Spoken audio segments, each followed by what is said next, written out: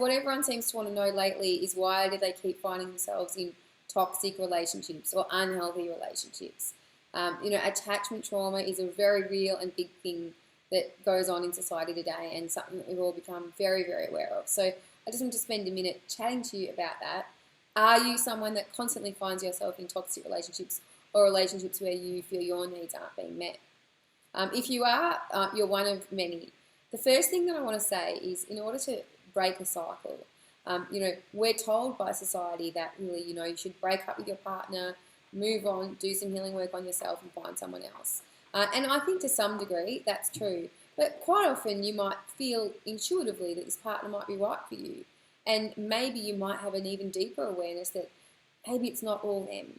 Maybe some of it's you. Because if you're continuously attracting these kind of relationships, then the common denominator here, as you know, is yourself. So one thing that I think it's so powerful, and it's something that's really overlooked, is in order to start this journey of resolving your relationship or ensuring that you don't attract that anymore, the number one thing you've got to start doing is stop judging yourself. It's so easy, we've all done it, to sit there and beat yourself up. I'm such an idiot, I've done it again, what's wrong with me? This constant self-blame. We go round and round and round in our heads, and it's endless, it's painful, and it's torture, and it doesn't serve you.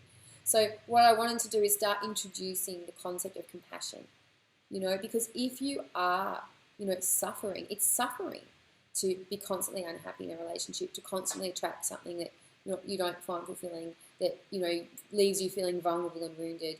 Like, that's upsetting. And that's not something that you should be judging yourself for. If one of your friends is going through that, you probably have a lot of compassion for them. So the first thing I invite you to do is start having compassion for yourself. And remember that if you're going through this or you're attracting this, there's nothing wrong with you. It means that something's happened in your childhood, in your life, some sort of attachment growing up with your parents. You've not been able to feel love. You've not been able to feel truly valued. And that's continued on, so you've kept attracting that same sort of relationship dynamic into your life. It's very natural. It's very normal. I can honestly tell you, I don't come across many people that are in really genuinely healthy relationships. But the good news is that you can be. So I'm going to keep updating you on the different steps that you need to take. Watch more videos and you're going to learn. But the first step, guys, stop beating yourself up.